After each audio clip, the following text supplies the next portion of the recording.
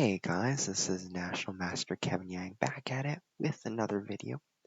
So this is another one of those Simul games. This is the series that starts against MLG chess. So I played 2 games against MLG chess. So let's review them. So this was the second game we played, but I just want to go over it first. So knight f3. So this is what is called the ready opening. And this is an opening I would really suggest for beginners. I think I did do a recommendation about the London system being one of them and the ready being one of them, right? So the simple plan is after d5, g3, or b3, or one of the two. Just keep it simple, develop all your pieces, get castled. So for example, g3, knight f6, bishop g2, g6, b3, bishop g7, bishop b2, castles, castles, c5, d4, and then bring your knight out. So very simple as that. But that opening just requires everything. Just bring your pieces out, bring everything out. That's the goal. So after knight f3, d5, I said let's bring this out. So knight c6, perfectly fine. Looking to control the center, I play bishop b2. Bishop 5 is played, e3. Now I consider whether I want to put my bishop to this square, whether I want to play d4, whether I want to play knight a3 and c4. All that's in the position. And so after queen d6, something like that, really wanting to play the move e5, I consider myself 2 scenarios. Three scenarios. 1, I play d4. I prevent it all along. Number 2, I play bishop b5, right? Pin the knight to the king and sort of prevent e5 still. Third scenario, I play knight a3 and c4, and I just forget about it. So the best move here is objectively d4 and preventing e5. But instead, I said, maybe go for a little trick, because in addition to playing c4 here, I also want to play knight b5, right? So after e5, knight b5, here is the only move. What is the only move that defends the 2 pawns? And the answer is queen e7. It looks extremely weird, but it holds the position together. Let's say after c4, d takes c4, right? And after, let's say, bishop takes c4, or after b takes c4, black can play castles and sort of just look down on white's structure. So it's a very interesting setup. So after queen e7 is actually the best. And then I was planning bishop a3. Maybe go for that bishop, maybe prevent the king from castling. The computer says it's bad. It might be bad. I'm thinking it might be bad.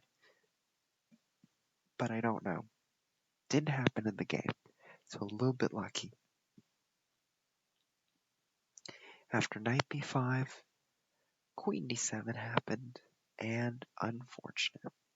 Knight takes e5, knight takes, bishop takes. And after bishop d6, another bit of a slip up because the g7 pawn is hanging, which leads to the trapped rook. But I was nice. I said bishop takes, pawn takes, knight d4. Now this is clumsy, and the knight is here. This knight is extremely powerful. And after bishop g6, thinking, I really like that bishop. But here we go, another one of those threats. pinning the queen and the king, and MLG chess resigned. So I have to really say there was no problem with the setup. It just all depended upon this one move, right? Another way I suggested in the game was if you want to just not worry about this, just play a6, right? That's another one of those things you could have done. And that is once again what we call prophylaxis. I always like to introduce this idea because it's important to understand what you're doing, what your plan is. But another part of the chess game is getting into your opponent's mind and thinking about what he or she is doing, right? So to be good, to beat your opponent at chess, you need to come up with a strategy that overpowers your opponent's strategy, that gets you through to the finish line. And so by playing a6, you prevent my thing from happening. So in this case, I would have to play c4, which would be what I would play.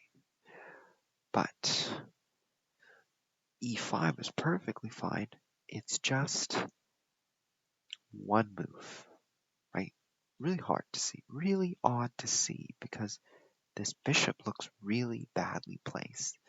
But in fact, after castling queenside, maybe playing g6 and bishop g7, black is doing just fine.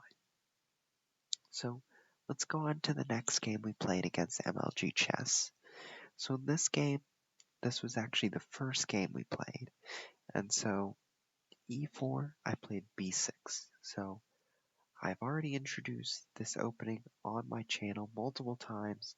The goal is not to get a big center. So after bishop b7, e6, knight f6, not big of a center. We expand on it later. So knight c3, bishop b7, knight f3, everything's running smoothly here. And then there's bishop b4. So it always gets a little annoying that this bishop is threatening the pawn because this knight is no longer guarding it. The bishop pins the knight and the king, right? So it's always important to see that. So that's why, from a white's perspective, I've always suggested the setup d4, bishop b7, bishop d3, right? So in this setup, the knight no longer has to be pinned. So after e6, knight f3 is still fine, but this knight is no longer pinned to the square. And so what I would suggest here is instead of developing this pawn, or instead of protecting the pawn with the knight, protect it with the bishop and the queen. Just feels better to me that way. That way you can put your pawn here, maybe develop your knight this way, right? Give your freedom to the knight. So this setup is completely fine as well. But here the bishop develops, the knight develops, and bishop g5. So let me just swap it over again. Now after knight f6, I would once again recommend the move queen e2. And after d5, e5 is going to happen. Knight e4, and then play something like bishop d2, right? You're going to want to build this sort of barrier. It's going to help make black have a more unpleasant time. And, sometimes you might think, what about taking? Right? Taking is also fine. But now I get this move, queen takes d5. And you might think, queen's hanging, right? But good old Bishop Pin is there to save the day. So after castling here, the plan for black is usually take, and castle. The later goal being knight can develop, pawn can develop. It's an even game.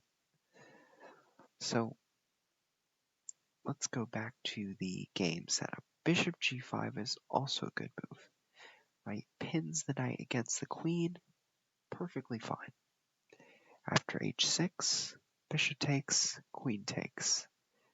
And after castling, I castle. Now, you might think, why don't I just take this knight?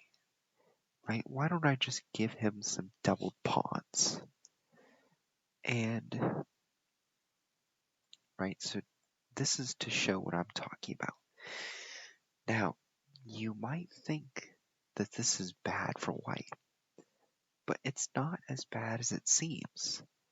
Right? Doubled pawns are only bad when you trade off everything and you realize that in the end, you're only left with these two pieces. So let's say black has these two pawns, right? And white has only these two pawns, king and a king. Black would have a much better pawn structure than these two pawns. So it's really important to consider that the pawn structure of each individual. So when we look at this, why don't I just do some double pawns? And the reason is because this is not bad for white, right? There's so much control over the center that I would take white's position here. The reason being, there is potential to sort of create some queenside play here. Maybe c4, c5, rook b1, put some pressure on here. There are opportunities, and so that's why sometimes you'll hear double pawns are bad, but in this case, it's not as bad as it seems. So, Mr. MLG Chess said, I'm going to reroute my knight. Perfectly fine, right? Maybe bring in the pawn here. All good. So I played d5. I challenge the center. Now, you might wonder, right? You might wonder, well, you're moving the pawn here, right? So if you talked about prophylaxis, why don't we just prophylaxis like this? Well, guess what? After e5, the queen is trapped. Ooh, did you see that? Yeah, this is a very hard thing to see, but that's why I keep this diagonal open. So, by playing d5, I want to trade this pawn, right? And MLG Chess did the right thing. Pushed it, closed down that barrier. And after queen d8, c3, bishop e7, rook c1. Now, you see I'm starting to develop this side a little bit. And I'll introduce the part in my next video. But as you can see, the tension is building here. And stay tuned for part 2 of MLG Chess.